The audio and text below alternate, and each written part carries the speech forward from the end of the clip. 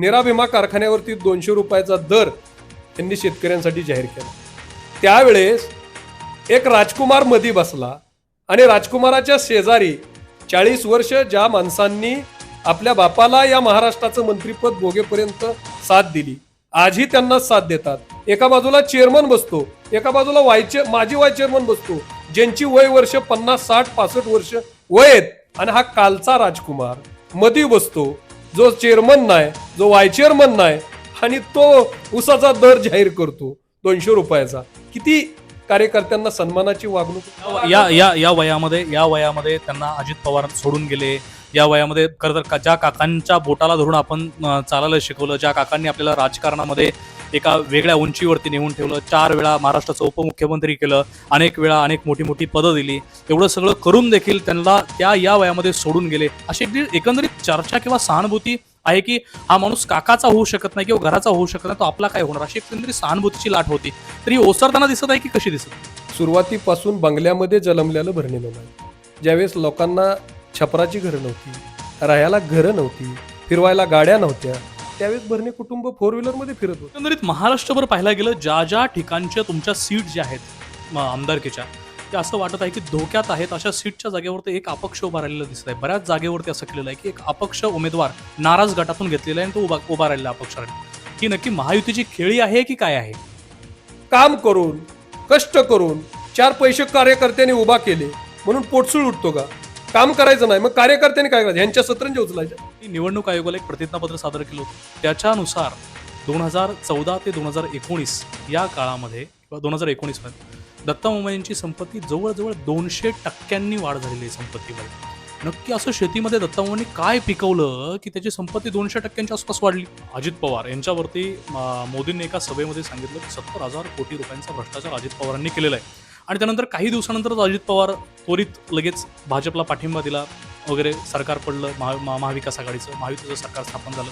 नक्की काय अजित पवारांना भीती वाटत होती का जेलमध्ये जाण्याची वगैरे? कशी विनाकारण आपलं कुठंही ज्यावेळेस राजकीय पोळी भाजत नाही त्यावेळेस दुसऱ्यावर आरोप करायचे, कायम अजितदादांना शत्रुभावनेने बघायचं, आणि आपण ज्यावेळेस कुठंतरी कमी पडतो त्यावेळेस दुसऱ्यावर आरोप करून मी कसा स्वच्छ आहे, मी कसा जनतेमध्ये माझ्यावर कसा अन्याय होतोय, ही भावनिकता तयार करायची आणि आपलं राजकारण सेफ करायचं. हे हर्षवर्धन पाटलांनी ज्यावेळेस राजकारणामध्ये प्रवेश केला त्यावेळेसपासून ही नीती त्यांनी वापरलेली.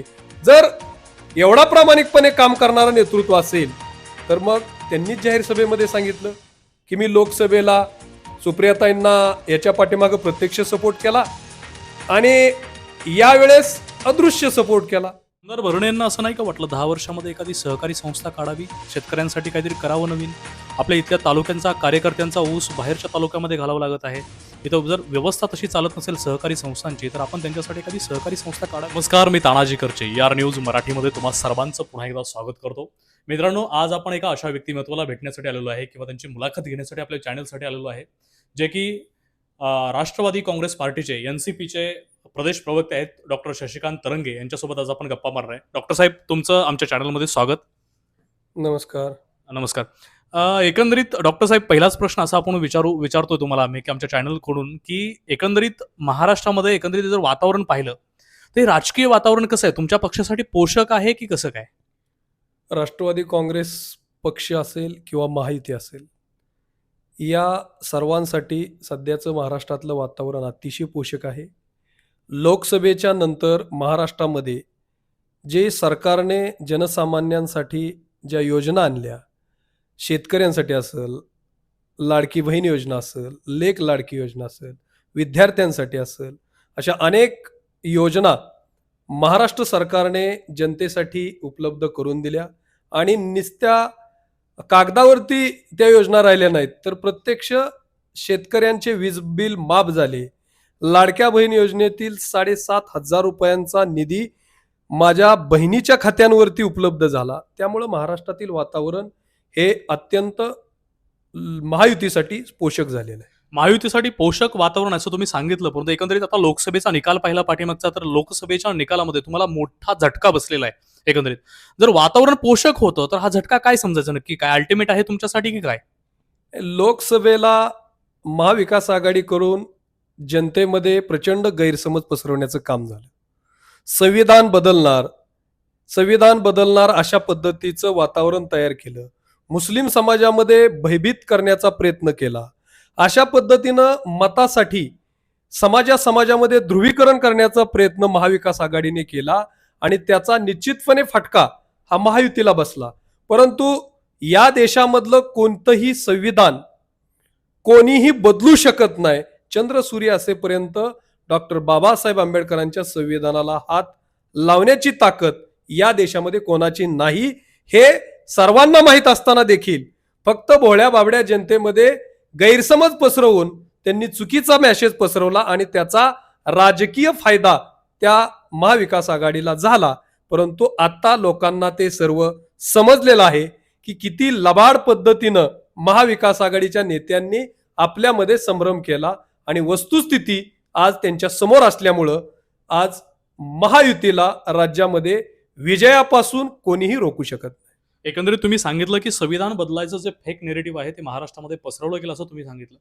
एकंदरीत पाहायला गेलं की लोकांना हे आवडलेलं नाही का, की एकंदरीत शरद पवार साहेबांना किंवा शरदचंद्रजी पवार यांना अजित पवार यांनी ज्या पद्धतीनं त्यांना बाजूला केलं आणि त्यांचा पक्ष, त्यांचं चिन्ह एकंदरीत बाजूलाच गेले त्यांच्यापासून, की या वयामध्ये धोका दिला, ही लोकांना आवडलं नाही, त्याचा देखील परिणाम झालेला आहे का हे? नाही, मुळामध्ये या वयामध्ये बाजूला झाले असं म्हणता येणार नाही. अजितदादांनी अनेक वेळा राष्ट्रवादी एकसंघ असताना देखील पवार साहेबांना सुद्धा विनंती केली होती की आता आपण महाराष्ट्रासाठी खूप काम केलेलं आहे, देशामध्ये काम केलेलं आहे आणि या वयामध्ये आपण आता कुठंतरी आमच्यासारख्या कार्यकर्त्यांना मार्गदर्शन करावं.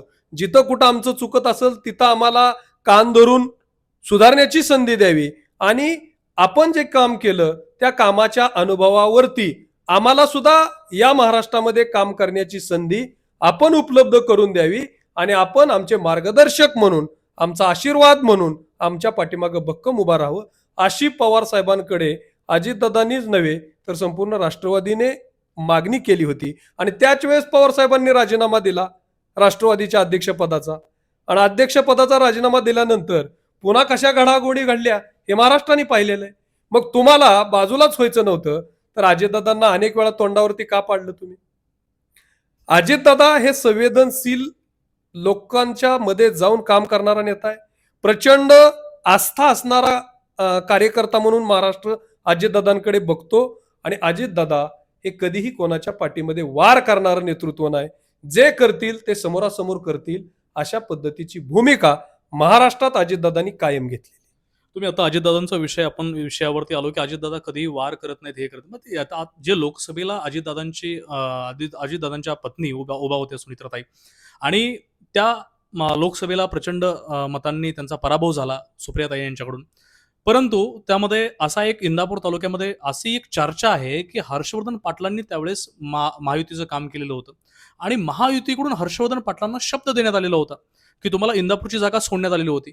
जर अजित पवार डायरेक्ट समोरून वार करत असेल, समोरून बोलत असतील असं तुमचं म्हणणं आहे प्रवक्ते म्हणून, परंतु जर असं सर्व प्रकार करूनही, त्यांना शब्द देऊनही जर त्यांची फसवणूक झाली असं त्यांचं हर्षवर्धन पाटलांचं म्हणणं होतं, नक्की हा काय प्रकार आहे? नक्की मुळामध्ये हर्षवर्धन पाटलांच्या आपण सगळ्यांनी मुलाखती पाहिलेल्या आहेत, तुम्ही सगळ्या पत्रकारांनी मुलाखती घेतलेल्या आहेत. त्यांनी सुद्धा अनेक वेळा सांगितलं की महायुतीचं ज्यावेळेस लोकसभेचं काम करताना देवेंद्र फडणवीस साहेब, अजितदादा आणि हर्षवर्धन पाटील या तिघांची बैठक झाली आणि त्या बैठकीमध्ये देवेंद्र फडणवीस जो निर्णय घेतील तो निर्णय अजितदादांनी मान्य करायचा आणि तो निर्णय इंदापूर तालुक्यातील राष्ट्रवादीने सुद्धा मान्य करायचा, अशा पद्धतीचं एकमत देवेंद्र फडणवीस साहेब, अजितदादा पवार साहेब आणि हर्षवर्धन पाटील यांच्यात झालं. मग देवेंद्र फडणवीसांनी हर्षवर्धन पाटलांच्या बाबतीमध्ये काय निर्णय घेतला? हर्षवर्धन पाटील भाजपमध्ये होते, राष्ट्रवादीत नव्हते. आणि मग देवेंद्र फडणवीसांनी काय निर्णय घेतला ते महाराष्ट्रातल्या जनतेला हर्षवर्धन पाटलांनी सांगितलं पाहिजे. विनाकारण आपलं कुठंही ज्यावेळेस राजकीय पोळी भाजत नाही त्यावेळेस दुसऱ्यावर आरोप करायचे, कायम अजितदादांना शत्रू भावनेने बघायचं आणि आपण ज्यावेळेस कुठंतरी कमी पडतो त्यावेळेस दुसऱ्यावर आरोप करून मी कसा स्वच्छ आहे, मी कसा जनतेमध्ये माझ्यावर कसा अन्याय होतोय ही भावनिकता तयार करायची आणि आपलं राजकारण सेफ करायचं, हे हर्षवर्धन पाटलांनी ज्यावेळेस राजकारणामध्ये प्रवेश केला त्यावेळेस पासून ही नीती त्यांनी वापरलेली. जर एवढा प्रामाणिकपणे काम करणारं नेतृत्व असेल तर मग त्यांनीच जाहीर सभेमध्ये सांगितलं की मी लोकसभेला सुप्रियाताईंना याच्या पाठीमागे प्रत्यक्ष सपोर्ट केला आणि यावेळेस अदृश्य सपोर्ट केला. नाही, अदृश्य सपोर्ट केला ते म्हटले, ठीक आहे. पण याच्याकडं जे राज्य लेवलचं नेतृत्व आहे किंवा राष्ट्रीय लेवलचं भाजपचं नेतृत्व आहे, कसं पाहतं नक्की? काय चर्चा काय नक्की भाजपच्या गोटामध्ये? की भाजपची फसवणूकच झालेली ना हर्षवर्धन पाटलाकडून एक प्रकारे. जर भाजपची फसवणूक, अदृश्य हात असणे, याचा भाजपच्या पक्षामध्ये असून देखील त्यांचा अदृश्य हात असणे ही एक प्रकारची भाजपची फसवणूक आहे.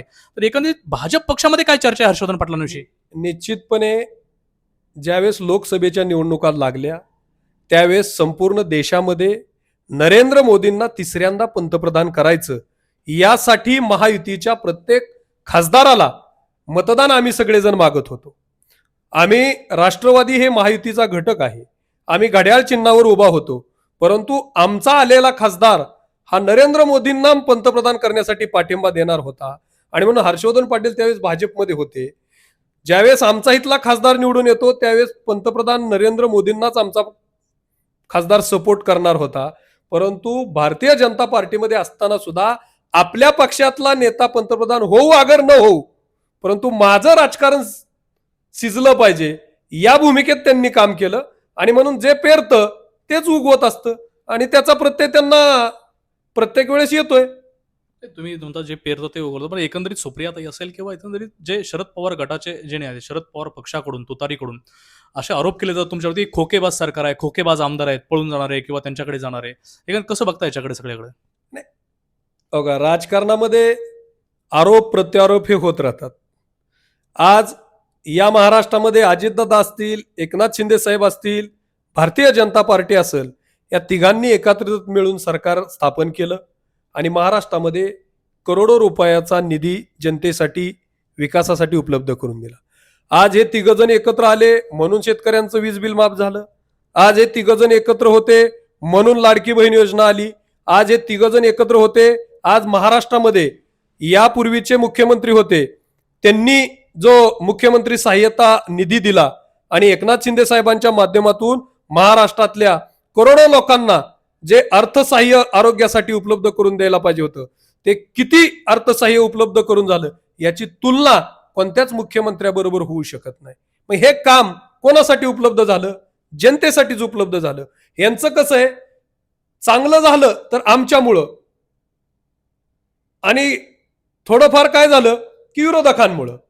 ही जी भावना या पहिल्यापासून राजकारणामध्ये या लोकांनी पेरली ती त्यांना सवय लागलेली आहे. आपले जे अध्यक्ष आहेत पक्षाचे अजित पवार यांच्यावरती मोदींनी एका सभेमध्ये सांगितलं की 70,000 कोटी रुपयांचा भ्रष्टाचार अजित पवारांनी केलेला आहे आणि त्यानंतर काही दिवसानंतरच अजित पवार त्वरित लगेच भाजपला पाठिंबा दिला वगैरे, सरकार पडलं, महाविकास आघाडीचं, महायुतीचं सरकार स्थापन झालं. नक्की काय अजित पवारांना भीती वाटत होती का जेलमध्ये जाण्याची वगैरे कसली? नाही, भीती कशाची? जर अजितदादांना भीती वाटत असती, अजितदादा चुकीचं काम करत असतील, अजितदादांवर चुकीचे आरोप केलेले असतील आणि ते सिद्ध झाले असते तर अजितदादांनी त्याला सामोरे जाण्याची तयारी दाखवली होती. सर्व प्रकरणातून अजितदादांना क्लीन चिट मिळाली. पण ते अचानकच तुम्ही ज्यावेळेस महायुतीमध्ये गेला आणि सरकार स्थापन केलं तिघांनी मिळून, त्यावेळेस अचानकच तो प्रकरण थंड झालं, अचानक त्याच्यावरती नंतर चर्चाच झाली नाही, काहीच होणं, सगळं बंद होऊन गेलं. हा नक्की काय प्रकार आहे? मुळामध्ये आपण एक समजून घेतलं पाहिजे की पाठीमागं 2014 ते 19 पर्यंत हे तर राष्ट्रवादी बाहेरच होती 14 पर्यंत. मग त्या काळामध्ये भारतीय जनता पार्टीचं सरकार होतं. अजितदादांनी जर चुकीचं काम केलं असेल तर त्या काळात त्यांच्यावर कारवाई झाली असती, त्यांना तुरुंगामध्ये टाकलं असतं. परंतु अशा पद्धतीचं कुठंहीच गैरकाम झालेलं नाही. हे अनेक वेळा सिद्ध झालं, अनेक वेळा त्यांना सर्व प्रकरणामध्ये क्लीन चिट दिल्यात आली आणि त्यामुळं हा प्रकरण आता पूर्ण संपलेला आहे. विनाकारण कुठंतरी एखाद्या कार्यकर्त्याला सार्वजनिक जीवनामध्ये काम करताना जो कार्यकर्ता उत्साहाने काम करतो, तडफेने काम करतो, लोकांसाठी रात्रंदिवस काम करतो आणि जनतेचा अफाट त्याला प्रतिसाद मिळत असतो, त्यावेळेस अशा पद्धतीचं कुठंतरी चिखलफेक करण्याचं, अशा पद्धतीचा डाग लावण्याचा प्रयत्न राजकारणामध्ये विनाकारण केला जातो आणि महाराष्ट्रातील जनतेने ते अनेक वेळा पुसून टाकलेले आहे. एकंदरीत तुम्ही ज्या तालुक्यातला आहात त्या तालुक्यावरती येऊया आपण. तालुक्यामधलं वातावरण कसं आहे सध्या राजकीय? इंदापूर तालुक्यातील राजकारण जर आपण पाहिलं तर 10 वर्ष या तालुक्यामध्ये भरणेमामांचं काम आहे. भरणेमामांनी 6,000 कोटीचा निधी या इंदापूर तालुक्यामध्ये आणला. अनेक लोककल्याणकारी योजना जनतेपर्यंत पोहोचवण्याचं काम केलं आणि त्यामुळं या तालुक्यामध्ये भरणेमामांचा विजय हा निश्चितपणे होणार आहे. त्यामध्ये गावागावातला उत्साह जर पाहिला तर त्यावरून जनतेमध्ये असणारा प्रतिसाद हेच विजयाचं गणित आहे. भरणे मामांनी मलिदा गँग पोसण्याचं काम केलं अशा प्रकारचा एक आरोप होतो. अंकिताताई यांच्याकडून तो आरोप झालेला आहे की भरणे मामांच्या जे 4 बागड बिल्ले आहेत ते कोण आहेत, काय आहेत आणि ते त्यांना पोसण्याचं किंवा त्यांचे किसे भरण्याचं भरणे मामांनी काम केलं. याच्यावरती तुम्ही प्रवक्ते म्हणून पक्षाचे काय तुमचं मत आहे? एक आहे, कोणताही नेता ज्यावेळेस काम करत असतो, तो आमदार असेल, मंत्री असेल, त्या कालावधीमध्ये त्यांच्याबरोबर जे कार्यकर्ते असतात, त्या कार्यकर्त्यांचं काम हे नेत्यांनी आणलेल्या योजना जनतेपर्यंत पोहोचवणं आणि त्यासाठी आपल्या नेत्याबरोबर अहोरात्र जनतेच्या पर्यंत योजना पोहोचवण्यासाठी, जनतेची कामं पोहोचवण्यासाठी, अनेकांच्या आरोग्याचे प्रश्न, अनेकांचे ॲडमिशनचे प्रश्न, अनेकांचे वेगवेगळे प्रश्न हे सोडवण्यासाठी जनतेच्या आणि नेत्यांच्या मधला दुवा हा कार्यकर्ता असतो. आणि त्यामुळं अशा कार्यकर्त्यांना जोपर्यंत बदनाम केलं जात नाही तोपर्यंत कार्यकर्त्यांचं जो असणारं एक कवच कुंडल आहे ते नेत्यापासून बाजूला झालं पाहिजे. आणि ज्यावेळेस कवच कुंडल बाजूला होतं त्यावेळेस नेत्याला घायल करायला येतं. हे तंत्र राजकारणातलं त्यांनी आत्मसात केलेलं आहे आणि म्हणून त्यांना आता मलिदा गँगचा आरोप करून कार्यकर्त्यांना घायल करण्याचा प्रयत्न केला जातो. परंतु तशा पद्धतीचं कुठंही कार्यकर्ता घायाळ होणार नाही. लाखो कार्यकर्ते हे महाराष्ट्रामध्ये काम करत असतात नेत्यांबरे, तसेच इंदापूर तालुक्यामध्ये बी काम करतात आणि नेता आणि कार्यकर्ता हे एक समीकरण आहे आणि ते समीकरण अबाधित राहिलं पाहिजे. विनाकारण मलिदा गँग ज्यावेळेस हर्षवर्धन पाटील 20 वर्ष आमदार होते, मंत्री होते, त्यांच्याबरोबर सुद्धा अनेक कार्यकर्ते होते, त्यांच्याबरोबर सुद्धा अनेक कार्यकर्ते मोठे झाले. शेवटी काम करून, कष्ट करून 4 पैसे कार्यकर्त्यांनी उभा केले म्हणून पोटसूळ उठतो का? काम करायचं नाही, मग कार्यकर्त्यांनी काय करायचं? यांच्या सतरंजी उचलायच्या. आज मला सांगा, इंदापूर सहकारी साखर कारखाना आणि नीरा भीमा सहकारी साखर कारखाना, कार्यकर्त्यांना वागणूक ही कार्यकर्त्यांसारखीच पाहिजे. मला वाईट एका गोष्टीचं वाटलं, परवा नीरा भीमा कारखान्यावरती 200 रुपयाचा दर यांनी शेतकऱ्यांसाठी जाहीर केला. त्यावेळेस एक राजकुमार मधी बसला आणि राजकुमाराच्या शेजारी 40 वर्ष ज्या माणसांनी आपल्या बापाला या महाराष्ट्राचं मंत्रीपद भोगेपर्यंत साथ दिली, आजही त्यांना साथ देतात. एका बाजूला चेअरमन बसतो, एका बाजूला माजी व्हाईस चेअरमन बसतो, ज्यांची वय वर्ष 50, 60, 65 वर्ष वय आहेत आणि हा कालचा राजकुमार मधी बसतो, जो चेअरमन नाही, जो व्हाईस चेअरमन नाही आणि तो उसाचा दर जाहीर करतो 200 रुपयाचा. किती कार्यकर्त्यांना सन्मानाची वागणूक आहे. अशी जर वागणूक हे राजकुमार देणार असतील तर तालुक्याचं भवितव्य ह्यांच्या हातामध्ये गेल्यानंतर काय अवस्था होईल सर्वसामान्य कार्यकर्त्यांची? आमदार भरणे यांना असं नाही का वाटलं 10 वर्षामध्ये एखादी सहकारी संस्था काढावी, शेतकऱ्यांसाठी काहीतरी करावं नवीन? आपल्या इथल्या तालुक्यांचा कार्यकर्त्यांचा ऊस बाहेरच्या तालुक्यामध्ये घालावा लागत आहे. इथं जर व्यवस्था तशी चालत नसेल सहकारी संस्थांची तर आपण त्यांच्यासाठी एखादी सहकारी संस्था काढावी असं आमदार भरणे यांना वाटलं नाही? आणि कारखाना काढण्यासाठीचं जे काय अंतर असतं त्या अंतरांच्या काही टेक्निकली गोष्टी आहेत. आता इथंच आपण बघा, भरणेमामांनी कारखाना का काढला नाही हा प्रश्न या समोरच्या विरोधकांनी विचारण्यापेक्षा जो चौरे साहेबांनी कारखाना काढला होता हर्नेश्वर, तो कारखाना का बंद पाडला, तुम्ही त्या कारखान्यावर का ऑब्जेक्शन घेतलं, तुम्ही त्या कारखान्याच्या विरोधात का तक्रार केली, याचं उत्तर हर्षवर्धन पाटील, त्यांचा तो राजकुमार, त्यांची राजकन्या यांनी इंदापूरला दिलं पाहिजे. का तुम्ही ऑब्जेक्शन घेतलं? काढला होता ना कारखाना, शेतकऱ्यांसाठीच होता ना, तिथं ऊसच जाणार होता ना. एकंदरीत एकंदरीत तुमच्या कार्यकर्त्यांची जी अडचण होते ऊसाची वगैरे, आता एकंदरीत कारखान्याची निवडणूक का हर्षवर्धन पाटला सॉरी दत्तात्रय भरणे यांच्याकडून कारखान्याची निवडणूक का लढवली जात नाही? आणि कारखान्याची निवडणूक लढवण्यापेक्षा तो कारखाना टिकला पाहिजे. सगळ्याच ठिकाणी राजकारण केलं तर त्या संस्थेवर सुद्धा आज तो कारखाना आजारी, करोडो रुपयाचं कर्ज, आणि अशा परिस्थितीमध्ये त्या कारखान्याला सावरलं पाहिजे. यासाठी तिथं निवडणूक करण्यापेक्षा ती बिनविरोध झाली, काय वाईट वाटण्याची गरज आहे? आणि एवढीच जर तुम्हाला खुमखुमी असेल निवडणुकीची, तर येणाऱ्या काळात आम्ही आहे तुमच्या बरोबर निवडणूक लढवाय. बघूया, घोडं मैदान लांब नाही कारखान्यांच्या निवडणुकीचं सुद्धा. मार्केट कमिटीला तर आम्ही पॅनल केलता. तुम्ही तर घोडं मैदानाचा घोड्याचा विषय आला म्हणून सांगतो की अजित पवारांनी इंदापूरमध्ये जी सभा घेतली आता काही दिवसापूर्वी, त्याच्यामध्ये सांगितलं की टांगा घोडा याचा उल्लेख करण्यात आला हर्षवर्धन पाटलांच्या बाबतीमध्ये. हे कुठेतरी अजित पवारांचं जे धरणात पाठीमागच्या वेळेस धरणातला जो प्रकार केला होता तशातलाच प्रकार आहे की सुसंस्कृत राजकारण कुठेतरी बाजूला गेलं पाहिजे, असा काही प्रकार आहे का बोलण्याचा? त्याला चुकीचा अर्थ लावण्याचे काही कारण नाही. अजितदादांनी एकच सांगितलं की मला तुम्ही घरी बोलवलं, खानपान केलं, ओवळलं, आणि तुम्ही निवडणुकीमध्ये माझ्या विरोधामध्ये अदृश्य प्रचार केला. हे कुठंतरी अत्यंत पाठीत वार करण्यासारखं, खंजीर खुपसण्यासारखं तुम्ही काम केलं.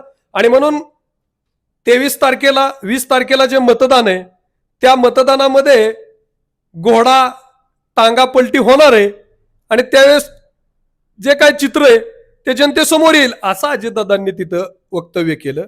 याचा अर्थ लगेच चुकीचं काहीतरी असं हातवारी केली की लोकांमध्ये, पत्रकारांनी किंवा इतर त्याचे अर्थ काढण्यात काही अर्थ नाही.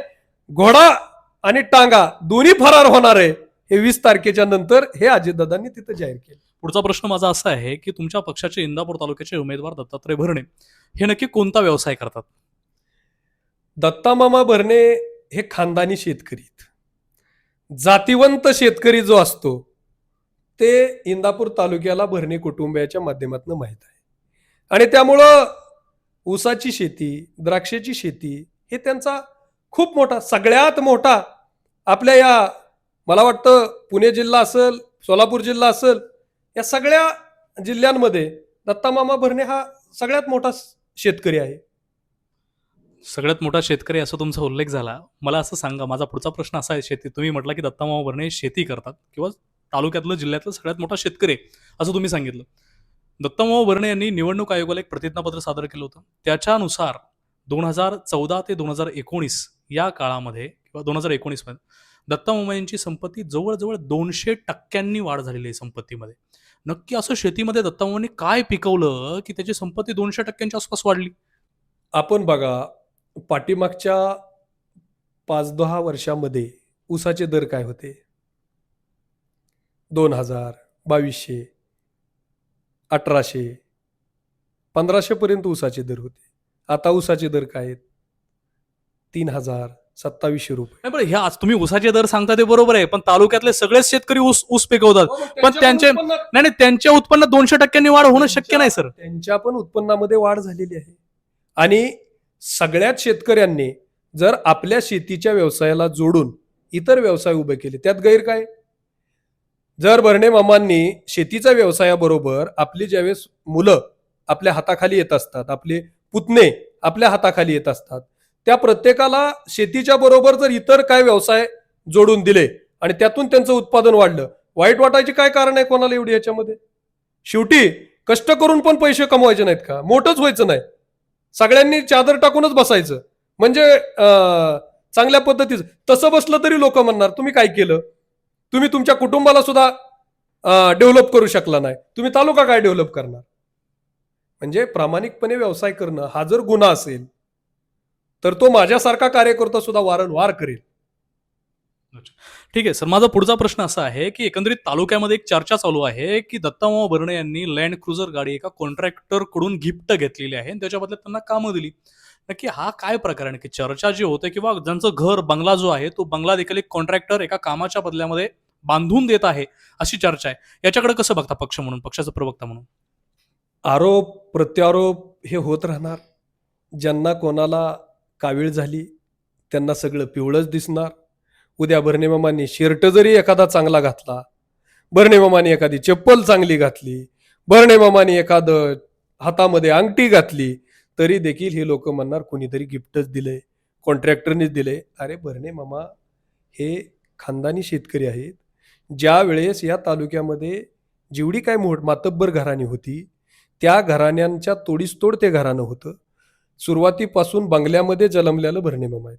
ज्यावेळेस लोकांना छपराची घरं नव्हती, राहायला घरं नव्हती, फिरवायला गाड्या नव्हत्या, त्यावेळेस भरणे कुटुंब फोर व्हीलरमध्ये फिरत होतं. तुम्ही गाडीचा विषय काढला म्हणून सांगतो की दत्तामामाने, आता तुम्ही मला फोर व्हीलरमध्ये फिरत होता, दत्तामामाच्या वेळेस त्यांच्या प्रेस कॉन्फरन्समध्ये फॉर्म भरायच्या अगोदर त्यांनी प्रेस कॉन्फरन्स घेतली आणि त्यामध्ये ते म्हणाले की माझ्याकडं 95ला गाडी होती फोर व्हीलर, आणि त्या गाडीमध्ये बसण्यासाठी कोण कोण धडपडत होतं हे आता मला सांगायला होऊ नका, असं त्यांनी एकतरी वक्तव्य केलं. नक्की कोण कोण धडपडत होता दादा मामांच्या गाडीमध्ये बसण्यासाठी, कोण धडपडत होतं त्यावेळेस? नाही आता मला सांगता येणार नाही, कारण माझी काही ती चर्चा झालेली नाही. परंतु ठीक आहे, त्या काळामध्ये गाडी एखाद्या कुटुंबाने घेतली तर लोकांची त्या गाडीमध्ये बसण्यासाठी चढाओढ लागायची, कारण संख्या कमी होत्या. एखाद्या सामान्य कार्यकर्त्याला त्याचं आकर्षण असायचं. मोठ्या मोठ्या लोकांना सुद्धा एखादी नवीन गाडी आणली तर त्या गाडीबद्दल कुतूहल असायचं, आणि म्हणून असेच तालुक्यातली काही मातब्बर घराणे असतील की ज्यांना भरणे मामांच्या गाडीमध्ये बसण्याचं कुतूहल असेल, ते बस प्रयत्न करत असतील बसण्याचा. अजितदादांनी आता जे सभा झाली इंदापूरमध्ये, त्याच्यामध्ये त्यांनी असं सांगितलं की इंदापूरमधले जे प्रवीण माने उभा राहिलेले आहेत, ते प्रवीण मानेंची पाठी खुरी आहे, किंवा प्रवीण मानेंचं कौतुक केलं भाषणामधून. नक्की अजित पवारांचाच सपोर्ट आहे का प्रवीण मानेंना उभा राहण्यासाठी, किंवा हर्षवर्धन पाटलांना पाडण्यासाठी तर हा सर्व कट रचलेला नाही ना? नाही, अजितदादांचा सपोर्ट असण्याचं काही कारणच नाही, कारण अजितदादांनी अधिकृत उमेदवारी ही भरणे मामांना दिलेली आहे. भरणे मामा हे राष्ट्रवादी काँग्रेस पक्षाचे उमेदवार आहेत आणि अजितदादा हे राष्ट्रीय अध्यक्ष आहेत, आणि त्यामुळे अजितदादांचा भरणे मामांना सपोर्ट आहे. बाकी कोणाला सपोर्ट करण्याचा काही विषय नाही दादांचा. एकंदरीत महाराष्ट्रभर पाहायला गेलं, ज्या ज्या ठिकाणच्या तुमच्या सीट ज्या आहेत आमदारकीच्या, ते असं वाटत आहे की धोक्यात आहेत. अशा सीटच्या जागेवरती एक अपक्ष उभा राहिलेला दिसत आहे. बऱ्याच जागेवरती असं केलेलं आहे की एक अपक्ष उमेदवार नाराज गटातून घेतलेला आहे आणि तो उभा राहिलेला, अपक्ष राहिला. ही नक्की महायुतीची खेळी आहे की काय आहे? नाही, हे सगळं चित्र आता प्रत्येकजण ह्या सगळ्या राजकारणामध्ये प्रत्येक कार्यकर्त्याला आता थांबायची तयारी नाही. प्रत्येकाला पुढं जायचंय, प्रत्येकाला राजकारणामध्ये काम करायचंय, आणि मग असे सगळे कार्यकर्ते हे निश्चितपणे इच्छुक होत राहतात. आज जोपर्यंत फॉर्म भरायचे दिवस आहेत तोपर्यंत अनेक जण फॉर्म भरतील. ज्या वेळेस माघार घ्यायचे दिवस आहेत आणि 4 तारखेच्या नंतर खरं चित्र स्पष्ट होईल, तोपर्यंत आपण म्हणू शकत नाही की हे असं ते तसं. मी पर्टिक्युलर इंदापूरचं बोलत नाही, परंतु राज्यामध्ये 4 तारखेच्या नंतरच खरं लढती स्पष्ट होतील. आपल्या अध्यक्षांच्या विरोधामध्ये युगेंद्र पवार स्वतः आव्हान ठापलेलं आहे. आव्हान आहे युगेंद्र पवारांचं, आणि त्यांच्या पाठीमागं संपूर्ण पवार फॅमिली काम करत आहे. एकंदरीत पाहायला गेलं तर काय अजितदादांसाठी बारामती अवघड झालेली आहे का जिंकणं? प्रत्येक वेळीसारखी सोपी नाही राहिलेली नाही, अशी चर्चा आहे एकंदरीत. चर्चा काय होते यापेक्षा अजितदादांचं काम, अजितदादांचा जनसंपर्क, ज्या माणसांनी 30-40 वर्ष बारामती ही जगाच्या नकाशावर आणली. पवारसाहेब हे देशाचे नेते म्हणून ज्यावेळेस काम करत होते, त्यावेळेस पवारसाहेबांचा सामान्य जनतेचा आणि साहेबांचा अत्यंत कमीत कमी संपर्क होता, आणि त्या कालावधीमध्ये अजितदादांनी खऱ्या अर्थानं बारामती ही डेव्हलप केली. मग बारामतीतले रस्ते असतील, MIDC असतील, शिक्षण संस्था असतील, कृषीचे प्रोजेक्ट असतील, असे अनेक सारे प्रकल्प बारामतीमध्ये आणून स्वच्छ सुंदर बारामती निर्माण करण्याचं काम हे अजितदादांनी केलं. आणि म्हणून अजितदादांनीच खऱ्या अर्थानं बारामतीचा एक चेहरा मोहरा बदललेला आहे. हे बारामतीतल्या जनतेला सुद्धा मान्य आहे. शेवटी पवारसाहेबांनी बारामतीमध्ये राजकारणाची सुरुवात पवार कुटुंबीय म्हणून केली, परंतु फक्त सुरुवात करून चालत नाही, तर जनतेचे प्रश्न समजून त्यांच्या प्रश्नांवरती काम करणं आणि आपला तालुका हा राज्यामध्ये नव्हे तर देशामध्ये एका उंचीवर नेण्यासाठी रक्त आटवावं लागतं, आणि ते रक्त अजितदादांनी बारामतीसाठी आटवलेलं आहे. याची जाणीव बारामतीतल्या प्रत्येक घराघरातल्या मतदाराला आहे, आणि म्हणून बारामतीचा मतदार हा अजितदादांना यापूर्वी जेवढं मताधिक्य मिळालं नाही त्याच्यापेक्षा प्रचंड मताधिक्याने यावेळेस अजितदादांचा विजय होईल. कारण जे रक्त जनतेसाठी आटवलं ते रक्त अजितदादांनी आपल्या या विकासासाठी, या जनतेसाठी, पाण्यासाठी, रस्त्यासाठी, बारामतीतल्या सर्वसामान्य जनतेसाठी आटवलं आणि ती अजितदादांना जनता विसरणार नाही. इंदापूरची आणि बारामतीची जागा नक्की एनसीपीला अवघड आहे की येईल जागा ती? इंदापूरची आणि बारामतीचीच नव्हे तर महाराष्ट्रामध्ये राष्ट्रवादी काँग्रेस पक्ष आणि महायुतीच्या अत्यंत बहुमताने सर्व जागा निघतील आणि महाराष्ट्रामध्ये महाविकास आघाडीने स्वप्नातही बघितलं नव्हतं असा पराभव महाविकास आघाडीला यावेळेस स्वीकारावा लागेल. आणि तुम्ही महाविकास आघाडीचा पराभव हे आता मला सांगताय, परंतु त्याच्यामध्ये लोकसभेला जर आपण पाहायला गेलं त्यावेळेस देखील आपले पक्षाचे त्यावेळेसचे असणारे प्रवक्ते वगैरे हे सांगत होते की सुप्रिया सुळेंचा पराभव प्रचंड बहुमताने होणार आहे, हे होणार आहे, ते होणार आहे. पण एकंदरीत चित्र तुम्ही पाहिलं काय पलटलं गेलं. त्याच पद्धतीनं देखील सहानुभूतीची लाट आहे, आता ही पवारांची सहानुभूतीची लाट आहे लोकांमध्ये की ती हे झालेली आहे, ओसरलेली आहे. आणि मला एक कळत नाही कशाची सहानुभूती, काय कारण, सहानुभूतीचं कारण काय? या वयामध्ये त्यांना अजित पवार सोडून गेले. या वयामध्ये खरं तर ज्या काकांच्या बोटाला धरून आपण चालायला शिकवलं, ज्या काकांनी आपल्याला राजकारणामध्ये एका वेगळ्या उंचीवरती नेऊन ठेवलं, 4 वेळा महाराष्ट्राचं उपमुख्यमंत्री केलं, अनेक वेळा अनेक मोठी मोठी पदं दिली, एवढं सगळं करून देखील त्यांना या वयामध्ये सोडून गेले, अशी एकंदरीत चर्चा किंवा सहानुभूती आहे की हा माणूस काकाचा होऊ शकत नाही किंवा घराचा होऊ शकत नाही, तो आपला काय होणार, अशी एकंदरीत सहानुभूतीची लाट होती. तर ही ओसरताना दिसत आहे की कशी दिसत आहे? मुळामध्ये तुम्ही मी सगळेजण परिवारामध्ये काम करतो. तुमचं माझं वडील असतील, आजोबा असतील, हे ज्यावेळेस वयस्कर होतात आणि एकाच क्षेत्रामध्ये जर काम करत असतील, आज माझा बाप जर शेतीमध्ये काम करतो, आज माझा बाप जर वयाच्या 70, 80, 90 वर्षाकडे गेला, रात्रंदिवस त्यांनी आम्हाला मोठं करण्यासाठी काम केलं. शेवटी बापाने बापाचं बापपण जपलं की माझा कार्यकर्ता नव्हे तर माझा कुटुंबातला सदस्य हा मोठा झाला पाहिजे. त्याला या महाराष्ट्रातली सगळी स्वप्न, त्याच्या इच्छा, त्याचं काम हे जनतेसाठी उभा करण्यासाठी माझा अनुभव त्याच्या पाठीमागं लावला पाहिजे. हे जर माझ्या बापाने माझ्यासाठी केलं असेल तर माझी सुद्धा जबाबदारी आहे की त्यांनी तारुण्यामध्ये मला जे अनुभव दिले ते आता त्यांना उतार वयामध्ये त्यांना आराम करण्यासाठी त्यांच्या असणारे वयाचा विचार करून त्यांनी अनुभवाची शिदोरी आमच्या पाठीमागं लावावी आणि आपण कुठंतरी आराम करावा आणि महाराष्ट्राचं राजकारण, समाजकारण हे एका उंचीवर नेण्यासाठी आम्हाला तुम्ही मार्गदर्शन करावं, आशीर्वाद द्यावं. या गोष्टी जर केल्या असतील आणि त्या गोष्टींमध्ये एखाद्याचा हट्टच जर सुटत नसेल तर त्याला तुम्ही भावनिकतेची जोड देणार असाल तर मला वाटत नाही ही योग्य आहे. शेवटी अजितदादांनी काय मागितलं तर जे तुम्ही दिलं तेच मी पुढे घेऊन चाललोय. तुम्ही आम्हाला जनतेची कामं करण्यासाठी वसा दिला, तुम्ही आम्हाला जनतेमध्ये जाण्यासाठी वारसा दिला, तोच विचाराचा, तोच कामाचा वारसा घेऊन ताकदीनं आम्ही महाराष्ट्रामध्ये जावं, हे एवढंच मागणं अजितदादांचं होतं. दुसरं काय होतं? एकंदरीत पाहायला गेलं तर त्यांनी त्यांच्या पक्षाची आणि एकंदरीत सर्व भूमिका स्पष्ट मांडलंय. ते आपल्यासोबत होते एनसीपीचे प्रदेश प्रवक्ते डॉक्टर शशिकांत तरंगे. कॅमेरामॅन राहुल बेबेसह मी तानाजी करचे, ER न्यूज मराठी. धन्यवाद.